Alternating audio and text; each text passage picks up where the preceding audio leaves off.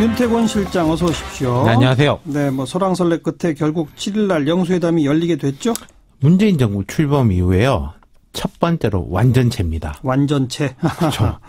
그 1야당까지 포함해가지고 7일 상춘제에서 오찬 회동이 있습니다. 청와대 3실장, 비서실장, 안보실장, 정책실장 다 배석하고요. 네, 홍준표 대표가 조건을 걸었다가 두 가지는 받아들이고 하나는 안 된다. 그런데 그것도 받아들인 거죠, 어쨌든. 예측이 맞았죠. 맞았죠. 예. 청와대에서 의제 제안은 받아들이겠지만은 범위 제안은 못 받아들일 거다. 네. 청와대가 이제 그런 뜻을 한국당이 전했고 홍 대표가 이번 받아들였죠.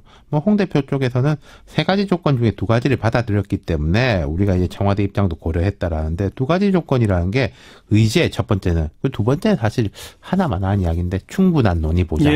말할 시간을 충분히 달라 이거죠. 결국 이제 지금 오늘 평양에 가서 김정은 위원장을 만나고 있는 대북 특사 이런 문제가 집중적으로 논의가 되겠죠. 그럼요. 지금 대북 특사단이 내일 오는 거 아니겠습니까? 내일 오죠. 그리고 이제 모레 정의용 안보실장이 배석하게 되잖아요. 그 전에 아마 브리핑 내지는 대국민 보고 같은 게 있겠지만은 아마 앞뒤 이야기를 좀 더 상세하게 보고하고 그렇겠죠. 거기에 대한 논의가 벌어지고 그러겠죠. 지금 평양에서의 분위기는 일단 시작은 좋다고 보여지거든요. 그렇죠. 김정은 위원장이 직접 만찬을 주재하고 한다니까. 그 성과를 가지고 오면 영수회담 분위기 또 이야기는 잘 될까요?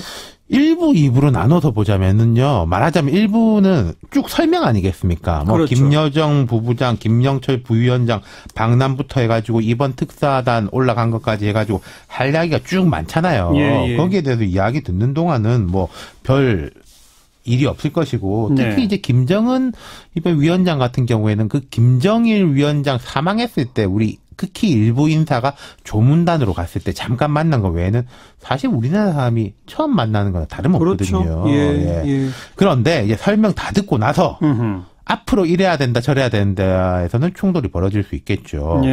특히 홍 대표가 이제 문재인 정부의 대미 외교 대북 정책 계속 비판해 왔지 않습니까? 그리고 사실 이번 참석하는 것도 할 말 하겠다 이런 것도 깔려 있다고 봐야 되겠죠. 그걸 비판하기 위해서. 그렇죠. 반면에 추미애 민주당 대표, 조배숙 민평당 대표, 이정미 정의당 대표는 아무래도 좀 이 정부 쪽 편을 들 가능성이 높고 바른미래당이 제가 이게 좀 재미있어가지고 조금 전까지 알아봤는데 정확치가 않던데 박주선 대표가 갈지 유승민 대표가 갈지 잘 모르겠어요. 두 공동대표 체제죠 지금. 그렇죠. 둘 다 갈 수는 없는 거고.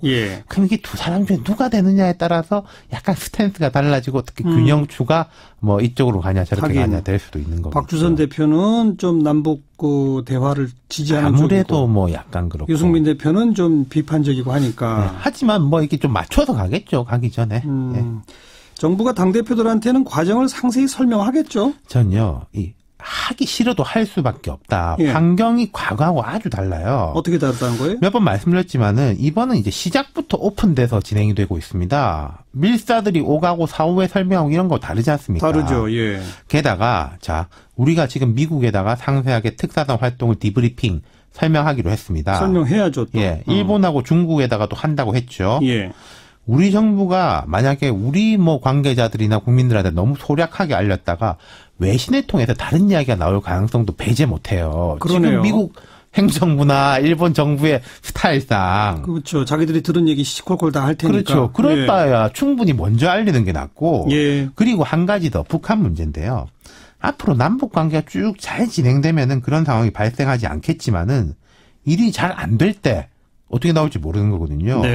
예컨대 이명박 정부 때 기억하실 텐데 비공개 접촉이 있고 한참 뒤에 돈 봉투를 줬니 정상회담을 구걸했니 그건 또 이제 북한 입장에서 해석한 이야기 아니겠습니까? 그런 것까지 이제 우리가 어떻게 될지 모르기 때문에 웬만하면은 다 저는 공개를 할 거라고 봐요. 세세한 전략적인 사항 같은 거야 공개 못하고 또 들었다고 해서 당 대표들이 그걸 시시콜콜하게 또 이제 옮긴다면 그건 그대로 역풍이 불지 않겠습니까?